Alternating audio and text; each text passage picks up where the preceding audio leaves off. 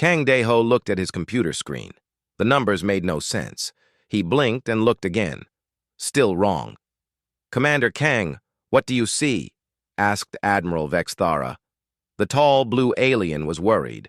Her 4 arms moved quickly when she was scared. "I see something that cannot be real," Daeho said slowly. He pointed at the screen. "This thing is coming toward us from deep space. It is huge. Much bigger than anything we have ever seen." The space station Nexus Prime was the best in the galaxy. It could see ships very far away. Nothing should surprise them. But today was different. Lieutenant Zarkim checked his machine. Twice. He was a lizard-like alien with green scales. "Sir, the computer says this is impossible. This ship does not match anything in our records. It is bigger than our biggest warships." Daeho felt cold inside. He had worked for the aliens for 15 years. He was one of the few humans with an important job. He knew every type of human ship. Earth only had simple engines and basic guns. Humans were still new to space. The aliens thought humans were like children. "Run the scan again," Admiral Vexthara said. "Check for mistakes." The scan took 10 minutes. The answer was the same. Something very big was coming toward them very fast. The energy trail it left showed technology that should not exist. "Could it be a new alien ship?" asked Zarkim. "No," the Admiral said. "All our test ships are counted. This is completely unknown." Daeho looked at the energy pattern more closely. Something about it looked familiar. He had seen something like this before, but much smaller and simpler. "Admiral, we should tell the fleet," said another officer. "Not yet," Vexthara said. "I will not cause panic over sensor errors. We wait and watch." Hours passed. The mystery object kept coming. As it got closer, the readings became even more impossible. The ship was not just big, it was moving at speeds that should break any known ship apart. But the energy was steady and controlled. "Sir," Zarkim called out, "I am seeing space-time manipulation. The object is bending space to move." Admiral Vexthara's skin turned almost black with shock. "That technology does not exist. Even our best scientists cannot bend space like that." Daeho felt more cold fear. The energy pattern was definitely familiar now. He had seen something like it before on human ships, but much simpler. "Admiral, I need to run a deep scan on the energy signature." "Do it." The analysis took another hour. When the results appeared, Daeho's face went white. Hidden in the complex energy pattern was something he knew. It was a human code. Every human ship had one, even the smallest mining ships. But this one was different, much more advanced. "Admiral," Daeho said quietly, "I need to talk to you alone." They went to a private room. Daeho showed her the results. "This cannot be right," Vexthara said. "Humans do not have this technology. They barely understand basic science." "The scan does not lie," Daeho said. "Something with human codes is coming toward us, something impossibly advanced." "But that would mean—" The Admiral stopped talking. The idea was too big to think about. Back in the main room, new alarms started flashing. The telescopes had finally seen the approaching object. "Admiral!" Zarkim shouted. "Visual contact!" The main screen filled with an image that made everyone stop talking. A huge ship hung in space. It was 3 times bigger than their biggest warship. Its hull was smooth and beautiful. Strange energy danced around it like captured lightning, and on its side was the symbol of Earth. "That is impossible," whispered one of the aliens. Admiral Vexthara stared at the screen. Her 4 arms hung loose. "Commander Kang, explain this." Daeho looked at the beautiful, scary ship on the screen. He thought about all the human workers across the alien empire, all the simple mining colonies, all the times human engineers had asked innocent questions about alien technology. "Admiral," he said slowly, "I think we have been very wrong about humans. The ship kept coming, Every few minutes, the sensors picked up more impossible readings. The ship seemed to fade in and out of normal space. Energy levels that should destroy any ship flowed through it like water. Weapon readings appeared and disappeared, showing technologies that alien scientists said could not exist. "Should we alert Fleet Command now?" asked Zarkim. Admiral Vexithara kept staring at the screen. "Yes. Send an emergency message to all fleet commanders. Tell them—" She paused, trying to find words. "Tell them that humans may not be what we thought they were." As the alert went across the Empire's communication network, the huge human ship began to slow down. It was still 2 days away from the station, but already everything was changing. In his room that night, Deho sat alone. He remembered his first days working for the aliens, how they had treated humans like babies learning to walk, how they had given humans simple jobs and easy work, how they had laughed when humans asked questions about science and engineering. Now a ship that should not exist was coming toward them.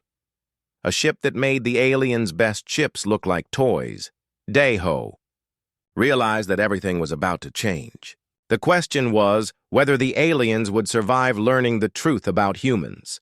Outside his window, the stars looked different, less friendly, more dangerous. And somewhere among those stars, a human ship continued its impossible journey toward a meeting that would shake the galaxy. The ship moved through space like a ghost, silent, powerful, and completely beyond anything the aliens thought humans could build. Soon, very soon, the galaxy would learn that they had been terribly wrong about humanity. Deho closed his eyes and tried to sleep, but sleep would not come. Tomorrow, or the day after, everything would change forever. Captain Lee Soo-jin stood on the bridge of her ship.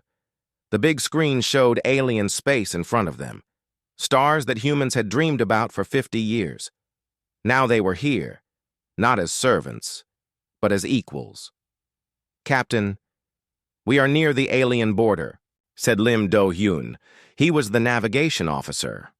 "All systems are working perfectly." Soo-jin nodded. She was small, but her crew respected her completely. She had trained for this moment for 20 years. Every human on this ship had prepared their whole lives for what was about to happen. "Engineer Park, how are we doing?" she asked. Park Jun-ho smiled from his station. "The space-bending drive is stable. All defense systems are ready. The ship is working better than we hoped." Officer Kim, "Are we ready for contact?" Kim Min-ju checked her screens. "All weapons are off but ready. Defense fields are at minimum power. We look exactly like we want to look." Soo-jin understood. Their ship was showing only a small part of what it could really do. To alien sensors, it would look powerful but not threatening. The aliens had no idea what this ship could really do. "Officer Cho, start recording everything. We are making history." Cho Hye-jin turned on the recording systems. "All sensors active." "Captain, we are recording everything for Earth." The plan was simple but had taken decades to prepare. Humans would show themselves slowly, carefully. Today was just the first step. They would show enough strength to get respect, but not enough to cause panic. "Not yet." "Captain," Do-hyun called out, "alien ships coming. I count 12 ships, big warships." On the screen, the alien Third Fleet appeared. The ships were huge and scary, covered with weapons. Admiral Zekturan commanded this fleet. He was known for being aggressive and hating non-alien species. "Open communication," Soo-jin ordered. The alien ships immediately started broadcasting their standard greeting. It was in the ancient alien language, designed to sound impressive and commanding. "Unknown ship, you are entering our space without permission. Tell us who you are right now, or we will destroy you." Soo-jin smiled. "Answer in perfect alien language, Officer Cho." Cho's response shocked the alien fleet. Not only did she speak perfect alien language, but she used the formal diplomatic style used only between equal powers. "Greetings, Admiral. Zekturan of the Third Fleet." This is Captain Lee Soo-jin of the United Earth ship Taegukgi. We come seeking talks with the Empire leadership about humanity's place in galactic affairs. Silence from the alien ships lasted several minutes. Soo-jin could imagine the confusion on their bridges. Humans were not supposed to know formal diplomatic language. They were not supposed to know admiral names or fleet numbers. "How do you know who I am?" came the reply. "We know many things, Admiral. We ask permission to go to the nearest diplomatic station for formal talks." Another long silence. Then Admiral Zekturan's voice returned, angry and commanding. "Humans do not make requests. Humans follow orders. You will stop your engines and prepare for boarding." Soo-jin looked at her crew. They had expected this reaction. Alien commanders were used to complete obedience from humans. "I am afraid that will not be possible, Admiral. The UES Taegukgi is a sovereign ship of United Earth. We do not submit to boarding by foreign powers." The alien ships immediately moved into attack formation. Weapons powered up across the alien fleet. Soo-jin could see the anger in their movements. "Unknown human ship, you are breaking Empire law. Human ships do not refuse Empire commands. Surrender immediately." "Officer Cho, please explain our position in alien language and 12 other galactic languages. Make sure they understand we are not the humans they think they know." For the next 10 minutes, Cho delivered a perfect diplomatic statement in 17 different alien languages. She quoted Empire law, galactic treaties, and diplomatic protocols with perfect accuracy. Her knowledge was complete and precise. The alien fleet fell silent again. Soo-jin knew they were frantically checking their databases, trying to understand how a human could know so much. "Admiral," Soo-jin continued, "we have studied your laws carefully. Under Empire Law 445.7, any species showing advanced technological ability has the right to request reclassification of their status. We formally invoke this law." Admiral Zekturan's response was filled with disbelief and anger. "Humans do not have advanced technology. You are a client species. Your ships are primitive. Your weapons are basic. You cannot invoke sovereign rights. Admiral, perhaps you should look more carefully at our ship." Soo-jin nodded to her crew. The ship's hull began to shimmer. Energy fields became visible around the ship, beautiful and clearly artificial. The quantum signature that the ship had been hiding suddenly blazed across every sensor in the alien fleet. On the alien ships, alarms began sounding. Sensor officers reported readings that their computers said were impossible. The human ship was not just advanced. It was beyond anything they had ever seen. "That cannot be real," Admiral Zekturan transmitted. "I promise you it is very real. Admiral, this ship represents 50 years of human development. We have been busy while serving the Empire." The alien admiral was silent for a long time. Soo-jin could imagine him struggling to understand what he was seeing.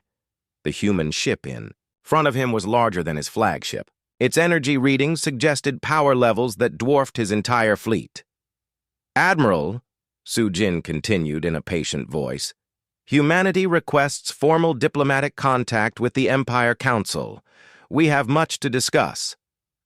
"This is impossible," the admiral finally replied.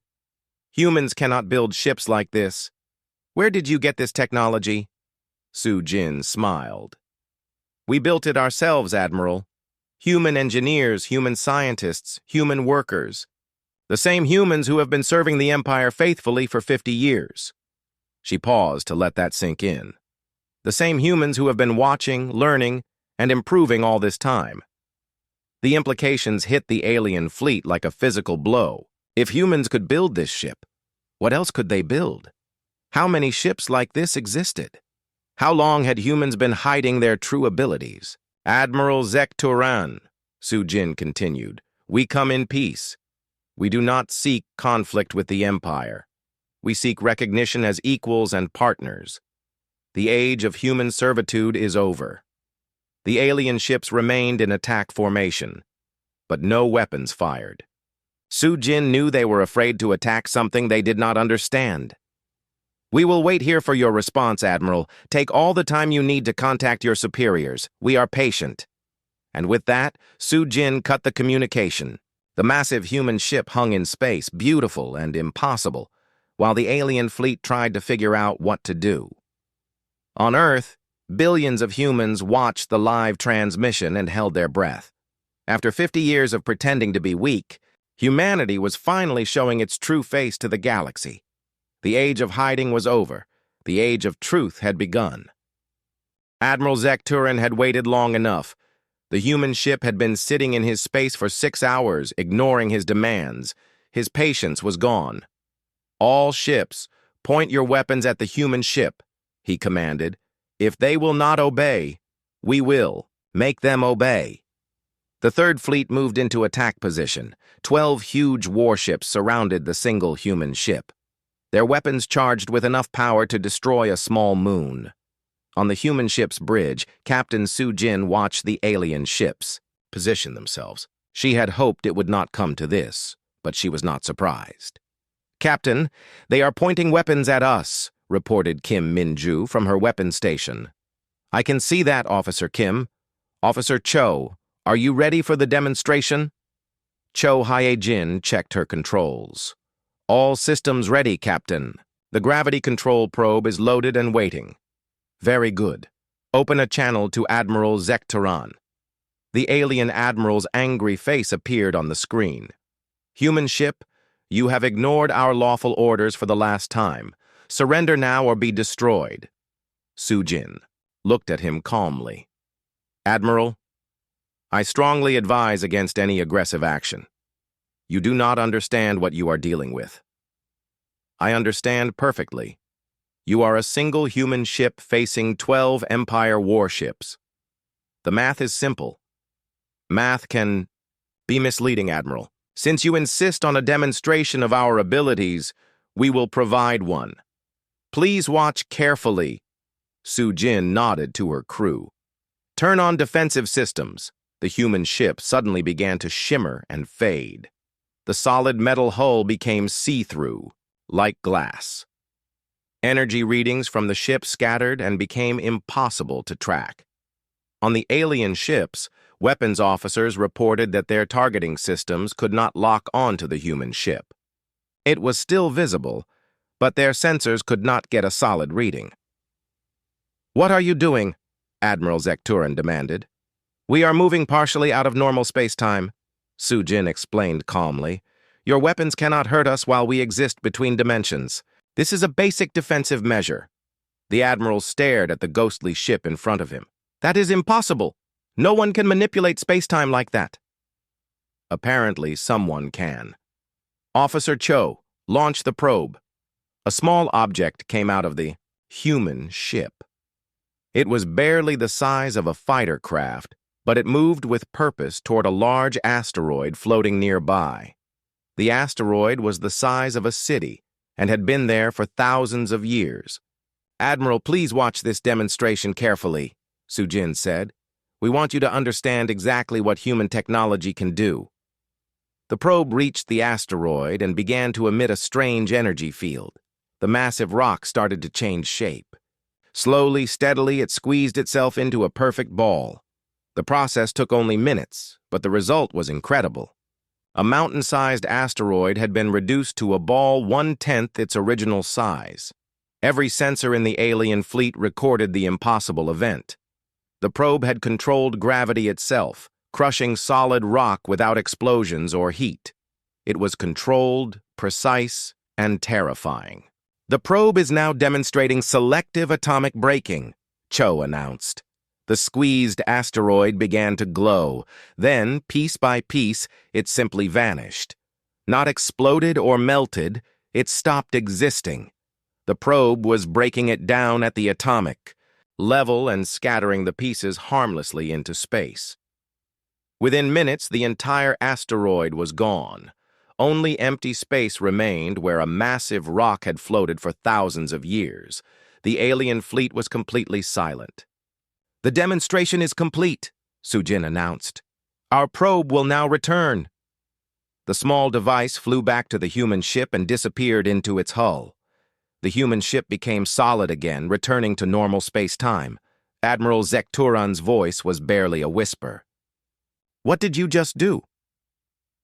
"We showed you a basic example of human gravity control technology," Sujin replied. "The probe you just watched could have been aimed at any of your ships instead of that asteroid.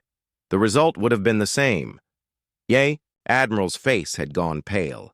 "You could have destroyed us all." "Yes, Admiral, we could have. But we did not. We came here seeking dialogue, not war.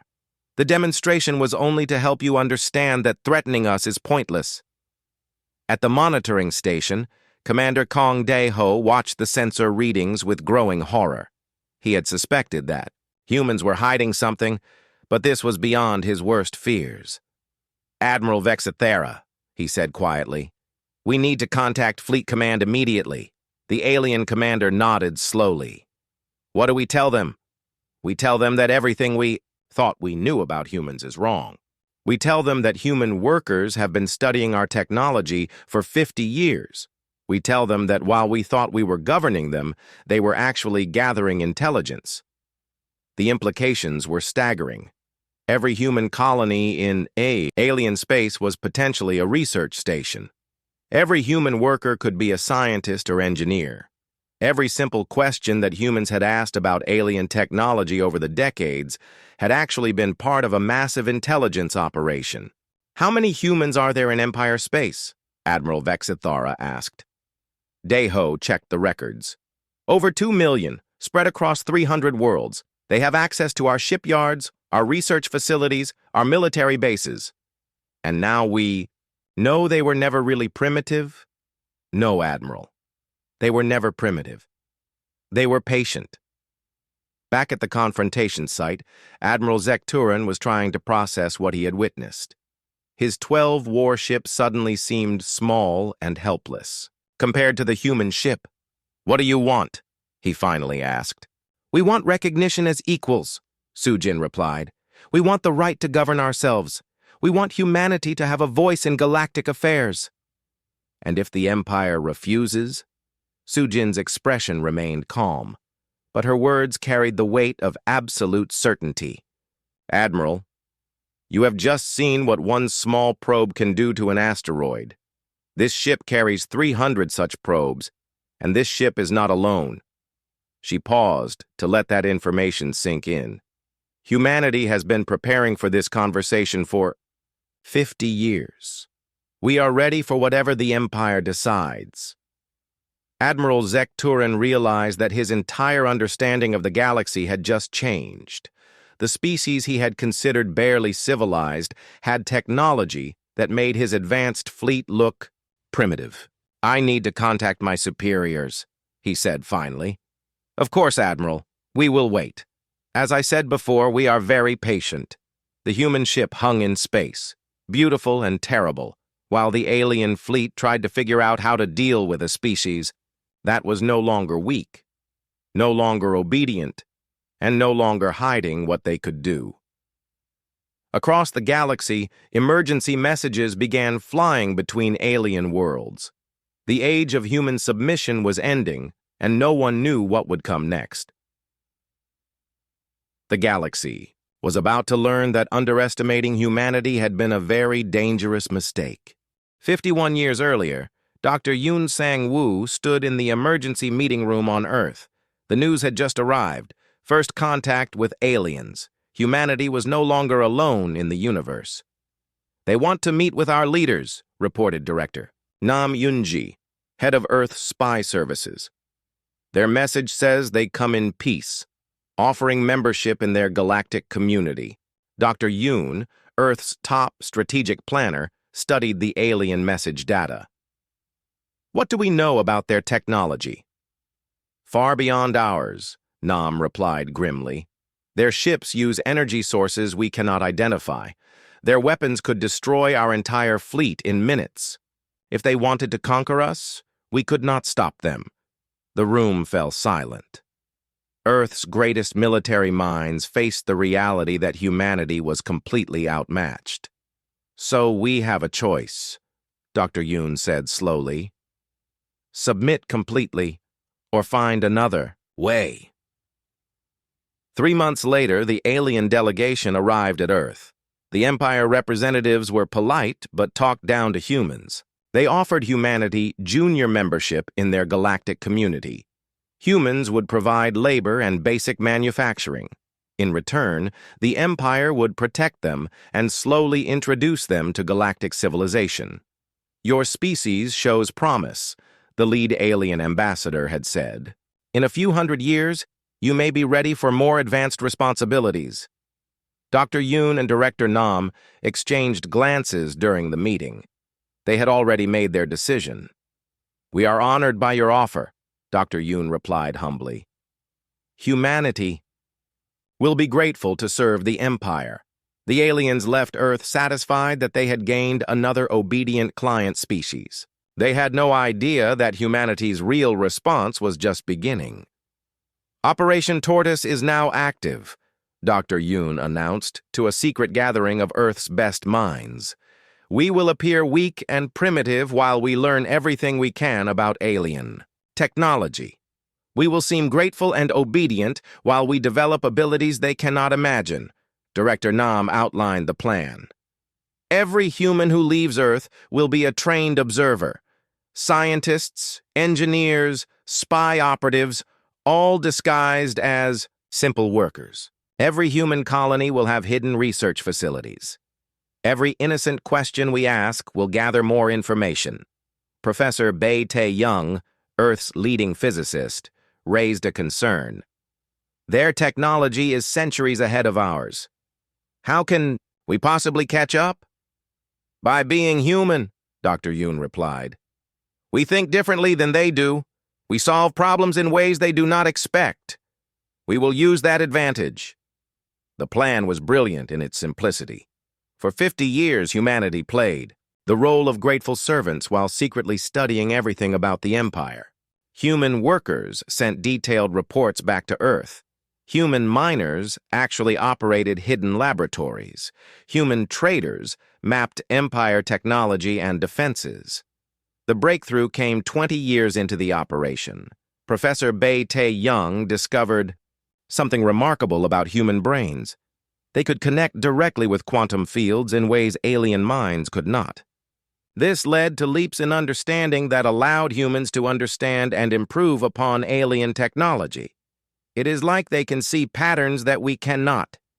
One alien scientist had unknowingly reported about his human assistants. They make connections that our computers say are impossible. What the alien did not know was that his assistants were actually 3 of Earth's top quantum physicists, carefully gathering information while pretending to be simple technicians. As decades passed, human technology advanced at an incredible rate. The primitive mining colonies became sophisticated research centers. The basic manufacturing facilities produced components for advanced human ships. The grateful workers sent streams of intelligence back to Earth. Dr. Yoon and Director Nam watched their plan unfold perfectly. The Empire never suspected that their obedient human servants were actually running the largest spy operation in galactic history.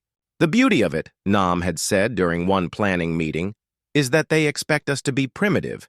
Every time we ask a basic question about their technology, they happily explain it. They think they are teaching children. Meanwhile, human scientists were reverse engineering everything they learned and making it better. Human engineers were designing ships that would dwarf anything in the Empire fleet. Human strategists were planning for the day when the pretense could end. That day finally came when Captain Su-jin took command of the UES Tagukgi. The ship represented 50 years of secret human development. It was not just advanced, it was revolutionary. Every system on this ship is based on technology we learned from the Empire, Chief Engineer Park Jun-ho had explained during the final briefing. But we improved it using uniquely human insights. The quantum drive works because human minds can manipulate quantum fields directly. The gravity control system exists because we see patterns in space-time that alien brains cannot detect. Now, as Sujin broadcast humanity's true capabilities to the Empire, the results of 50 years of patience were finally revealed. The aliens watched in shock as she displayed technologies they thought impossible. "Humanity has been preparing for this moment since the day we met," Sujin announced to the alien fleet. "Every human who worked in your factories was actually a scientist. Every human who served on your ships was gathering intelligence. Every human colony was a research facility." Admiral Zek Turan's voice was filled with disbelief. "You have been spying on us for 50 years? "We have been learning from you for 50 years, Sujin corrected. "Learning and improving. You gave us access to your technology because you thought we were too primitive to understand it. You were wrong. The revelation spread across the Empire like wildfire. Emergency meetings were called on every major world. Military commanders reviewed their records of human workers and realized the scope of what had happened. Commander Kang Dae-ho, watching from the monitoring station, felt a mixture of admiration and fear. "They fooled everyone," he said to Admiral Vexathara. "For 50 years they made us believe they were helpless. While we were congratulating ourselves on being generous teachers, they were studying us like laboratory specimens." "How many human ships are there?"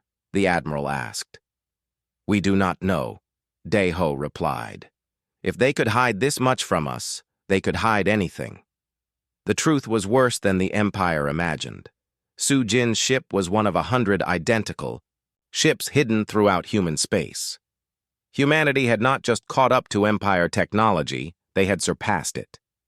"The question now," Dr. Yoon said in a transmission from Earth, "is whether the Empire will accept us as equals or force us to demonstrate why that would be wise." Across the galaxy, Empire leaders realized they faced a choice: accept humanity as partners or risk a war against an enemy whose capabilities they had completely misjudged. The species they had patronized for 50 years was patient, intelligent, and far more dangerous than anyone had imagined. The Empire was about to learn what happened when you underestimated humanity. In hidden bases throughout human space, other ships like the Teguki powered up their engines. Research stations that had masqueraded as mining colonies began producing weapons and equipment that would make alien generals weep with fear.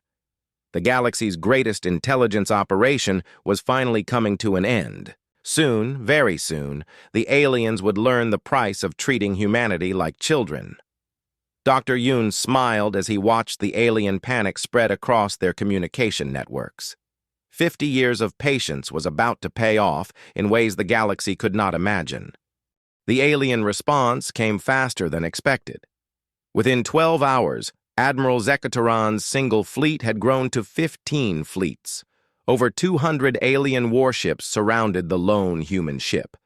The largest military force assembled in decades, hung in space, all focused on one ship. Captain Sujin studied the tactical display with calm interest. "Quite an impressive gathering," she said to her crew. "They seem to take us seriously now." Navigation Officer Lim Do-hyun counted the ships on his screen. "Captain, we are outnumbered 200 to 1. They have enough firepower to destroy a solar system." "Numbers can be misleading, Officer Lim. Quality often matters more than quantity." The communication came from Admiral Mortax, Supreme Commander of the Empire's Southern Fleet. His message was formal and threatening. "Human ship Teguki, you are surrounded by the combined might of the Empire. Surrender immediately and submit to Empire authority. This is your final warning." Sujin activated the communication system. "Admiral Mortax, this is Captain Sujin. I am afraid surrender is not an option. However, I have a counter-proposal." Before the Admiral could respond, Sujin continued. "Officer, Lim, please show the Admiral what else is in this system."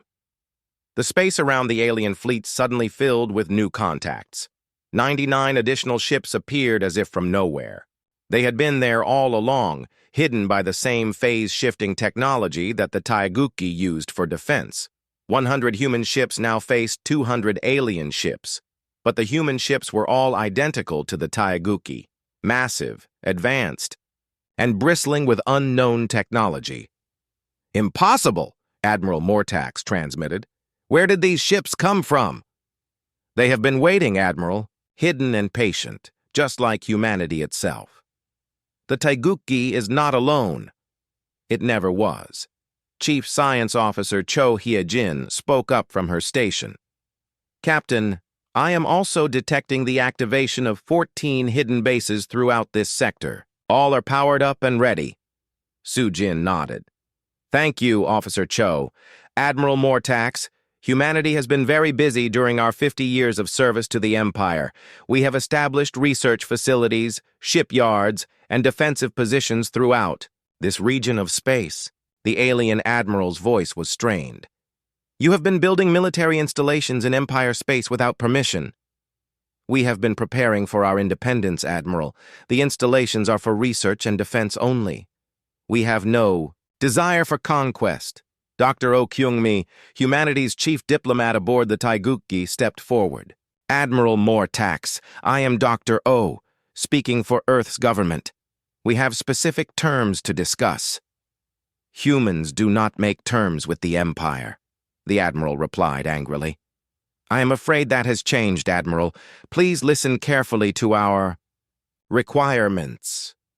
Dr. O's voice was calm but firm as she outlined humanity's demands. "First, immediate recognition of humanity as a sovereign species with full rights under galactic law. Second, the return of all human workers who wish to leave Empire space. Third, the establishment of formal diplomatic relations between our governments as equals." "Ridiculous," Admiral Mortax responded. "The Empire does not negotiate with client species." "Then you leave us with no choice but to demonstrate why you should reconsider." Sujin gave a hand signal to her tactical officer. Kim Minju activated a system that the Empire had never seen before. The lead alien warship, Admiral Mortax's flagship, simply vanished. Not destroyed. Vanished. One moment it was there, the next moment it was gone. 200 alien ships suddenly became 199. "Where is my flagship?" Admiral Mortax demanded from his secondary command ship. "Your ship is safe, Admiral," Sujin replied calmly. "It has been relocated to the Kepler system, approximately 30 light years from here. Your crew is unharmed and your ship is undamaged." The alien fleet was stunned into silence.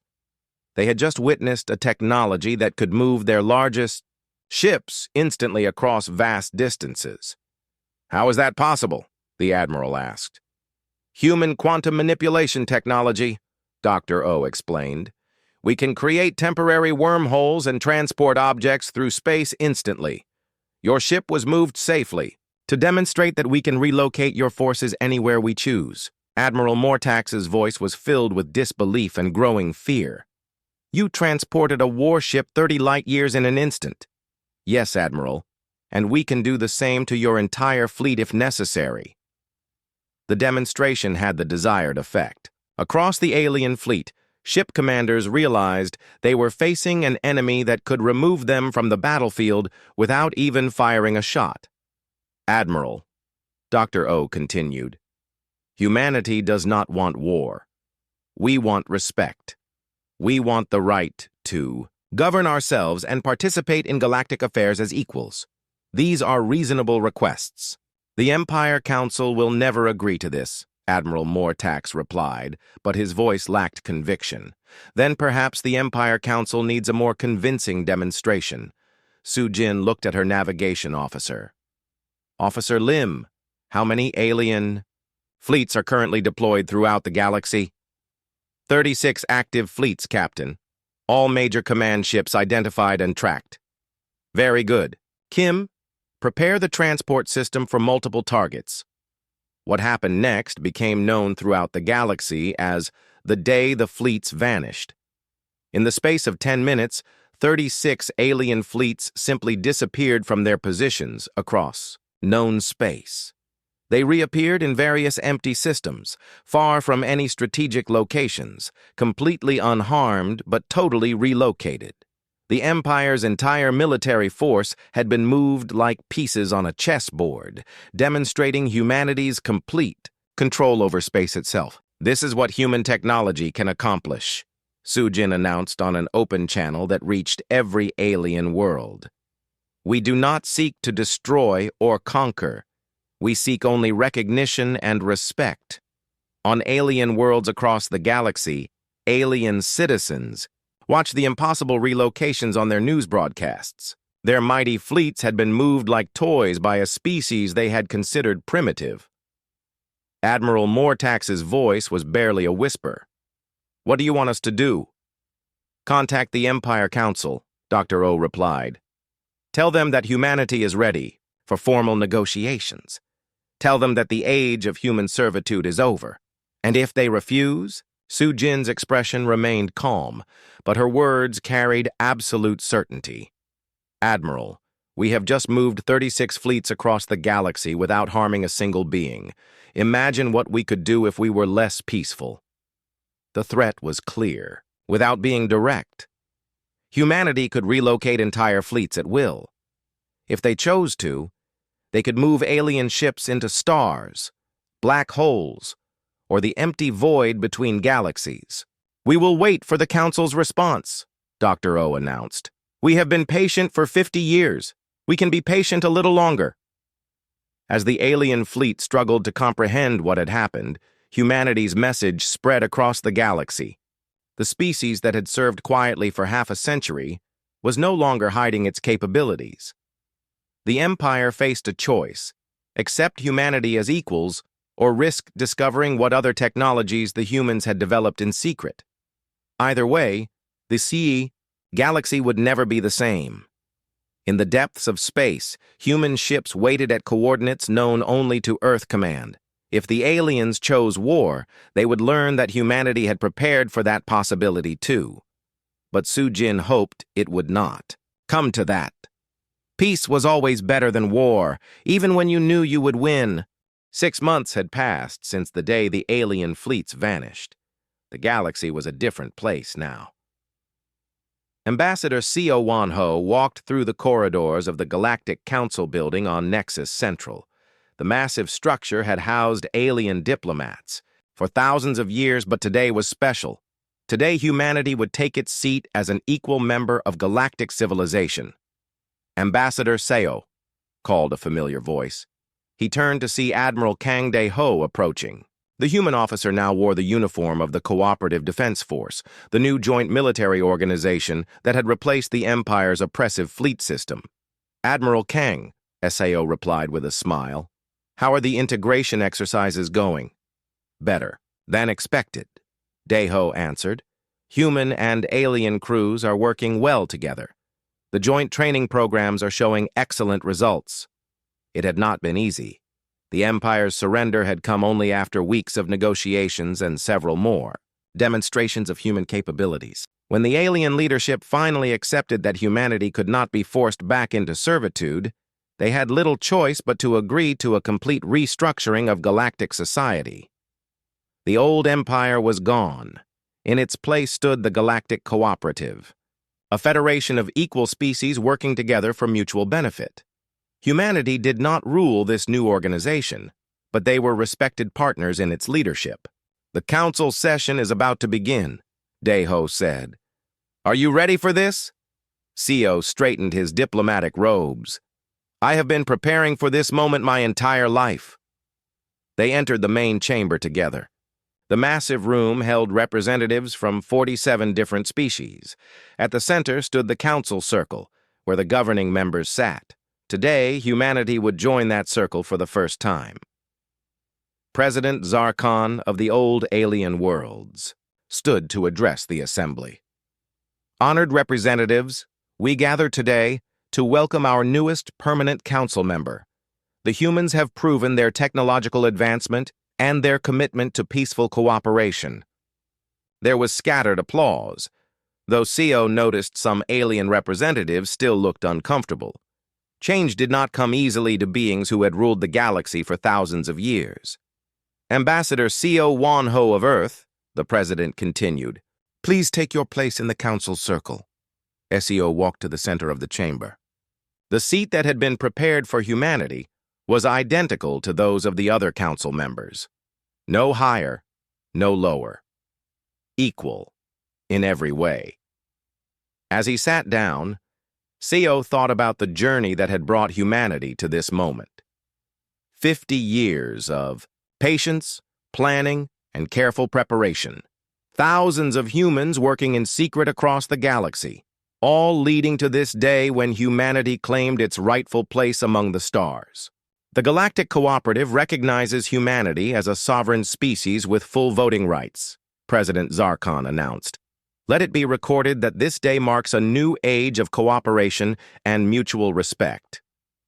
Meanwhile, in orbit around Earth, Captain Sujin supervised the construction of humanity's newest project. The Joint Research Station Liberty was being built with both human and alien technology, creating innovations that neither species could achieve alone. "Captain," reported Chief Engineer Park Jun-ho, "the alien integration teams have arrived. They are very excited to work with our quantum manipulation systems." Sujin smiled as she watched alien scientists collaborate with human researchers. The fear and suspicion that had marked first contact was slowly giving way to curiosity and friendship. "Any word on the new ship designs?" she asked. "The hybrid ships are exceeding all expectations," Park replied. "Human quantum drives combined with alien shield technology are creating ships more advanced than anything we imagined." The cooperation was not perfect. Some alien species still resented humanity's rapid rise to power. Some humans wanted to use their technological advantage, to dominate rather than cooperate. But the leadership on both sides was committed to making the new system work. Dr. Oh Kyung-mi, now Earth's senior diplomat, had spent months traveling between worlds to establish the new relationships. Her reports painted a picture of a galaxy, slowly learning to work together. "The key," she had written in her latest dispatch, "is that we continue to share our knowledge while maintaining our advantages. We help our new partners improve their lives, but we do not give away the secrets that keep us safe." It was a delicate balance, but it was working. Human medical technology was saving lives on dozens of worlds. Human agricultural innovations were ending hunger on planets that had struggled for centuries. Human energy systems were powering civilizations more efficiently than ever before. In return, humanity gained access to alien knowledge that accelerated their own development. Art, literature, philosophy, and science from across the galaxy enriched human culture in ways that would have taken thousands of years to develop alone. But the most important change was in how species treated each other. The old empire's system of dominant and client species was gone. In its place was a network of equals, each contributing their unique strengths to the common good. Admiral Dae-ho commanded the new defense force that protected this cooperation. Ships from 20 different species worked together to maintain peace and respond to threats. The old empire fleets had been designed to enforce obedience. The new cooperative fleets were designed to protect freedom. "We have reports of pirate activity in the Outer Rim," his aide reported during the morning briefing. "Send Joint Squadron 7, Dae-ho ordered. Human rapid response ships with alien long-range sensors and heavy firepower. That should handle any pirates." The combination of different technologies and tactics made the new fleets far more effective than the old Empire forces had ever been. Working together, the species of the galaxy were stronger than any of them had been alone. Back on the Liberty Research Station, alien and human scientists were making discoveries that amazed everyone involved. Professor Bae Tae-young worked alongside alien quantum physicists to develop new forms of faster-than-light communication. Alien biologists collaborated with human geneticists to cure diseases that had plagued the galaxy for thousands of years. "We are achieving in months what would have taken us decades working separately," Professor Bae reported to Earth. The combination of human intuition with alien knowledge is producing remarkable results. But perhaps the most important change was in the younger generation. Alien children who had grown up fearing humans now played with human children in integrated schools. Human teenagers learned alien languages and customs as naturally as their own. The future belonged to beings who saw cooperation as normal and conflict as ancient history. Captain Su Jin often stood at the observation deck of her ship, looking out at the busy space lanes around Earth. Alien ships moved freely through human space, carrying trade goods, scientists, and tourists. Human ships traveled to distant worlds that had once been forbidden to them. The galaxy was at peace, not because one species dominated all others, but because all species had learned to work together. Of course, challenges remained. The transition from empire to cooperative had created refugee crises, economic disruption, and political instability. Some worlds struggled to adapt to the new system. Some species refused to cooperate and had to be convinced through diplomatic or economic pressure. And in the background, rumors persisted of humanity's hidden capabilities. The galaxy had seen only a fraction of what human technology could do. The rest remained secret, a quiet guarantee that the new peace would not be broken by those who preferred the old ways of domination and conquest. "Captain," Officer Cho interrupted Sujin's thoughts, "we are receiving a priority message from the Council. They want our input on the new exploration initiatives." Sujin smiled. Humanity was not just participating in galactic civilization. They were helping to lead it into unexplored regions of space, seeking new worlds and new species to join their growing family of cooperation. "Tell them we are ready to help," she replied.